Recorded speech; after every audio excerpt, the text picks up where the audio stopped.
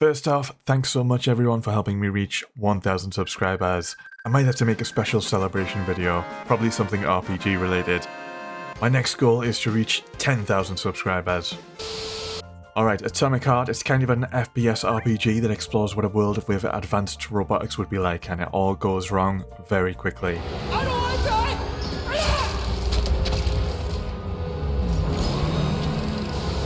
After our own developments with AI and ChatGPT recently, it's kind of scary we're steps closer to this kind of stuff. The way things are going, in 5 years, robots will be completely indistinguishable from humans. Atomic Heart clearly draws a lot of inspiration from Bioshock, and that is a fantastic game to look up to. I mean, I am literally freezing enemies and smashing them up while they're frozen in both games. Overall, Atomic Heart is decent, and it's worth a quick playthrough, but it's a bit rough around the edges and stumbles here and there. I don't give two wet farts. At its very best, I was in a flow or trance, just mashing up enemies to metal music and remixes of classics.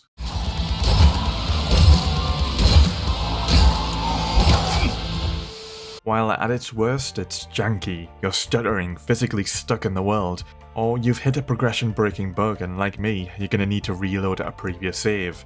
I had to do that twice and it seems like a common issue. Holy shit, bot. Who designed this thing? The Spanish Inquisition? Atomic Heart starts with a visually stunning floating city in the clouds, and an on-the-ground introduction where you'll be slowly guided through the city. Eventually the chaos ensues and the robots attack. I don't know if you noticed, but the robots are attacking people. So the protagonist is Major Nechev, an old army veteran. I'm a spec ops soldier, not some civvy wuss riding a desk. And you're accompanied by your AI, Charles. This guy has a lot to say, there's a lot of banter and he has his moments. Please exchange the expired ticket at the ticket window. Choke on it and die, you fat turd. But Jesus, this guy talks a lot. I was often having different conversations cut off because there was just so much talking going on at the same time. For me personally, I feel that attempts to build atmosphere or horror were damaged by his need to constantly talk.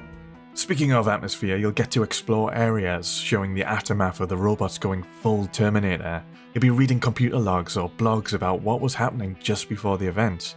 You can talk to some of the dead thanks to advancements in technology. The dead have a residual neuropolymer memory and are capable of communicating for some time after death. And I really like this little feature. You might be able to get useful information from a victim, while some people don't even realize they're dead, and it's a bit creepy. The game does make an attempt at building an atmosphere and horror elements. You've got access to a handful of abilities you can upgrade with polymer you've scavenged. Electric shocks, freeze sprays, polymer spray that enhances elemental effects, telekinesis, shields, and a few passive effects. It's quite easy to crowd control enemies and smash them up with melee weapons to conserve ammo. There are guns too, but I didn't use them as much just because of how effective abilities combined with melee weapons could be. Freezing enemies might be overpowered, and the cooldown is only a few seconds.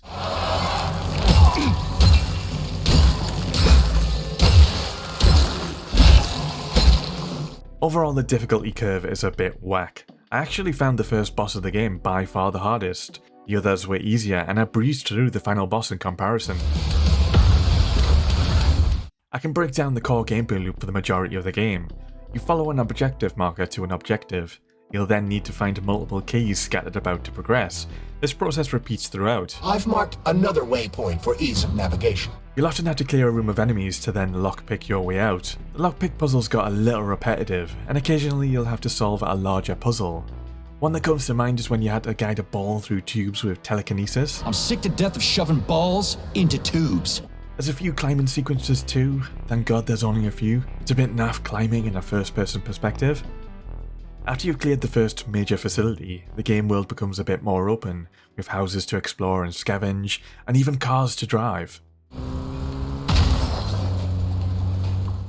There's one thing I don't like, and that's the endless hordes of robots everywhere. You'll be clearing out an area only for enemies to be rebuilt and reinforcements will be dropped in before you're finished. I got overwhelmed by robots quite often, and sometimes I just wanted to scavenge and explore houses without an endless army at my back. I seriously doubt the folks here are gonna want anything to do with robots after this.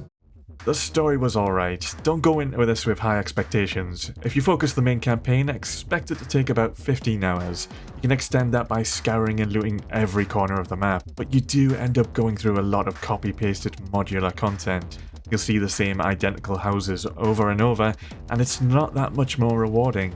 Not to mention you'll be hounded by those endless respawning robots I mentioned earlier. So if you're interested, my recommendation would be to fully explore the facilities and larger buildings that are part of the main campaign, but I'd personally skip more of the open world stuff. So Atomic Heart is far from perfect. It is rough around the edges, but there is fun to be had here. I'd recommend blasting through it on a weekend when it's on sale or on Game Pass, or maybe give Bioshock a gander if you haven't already tried that. Peace for now.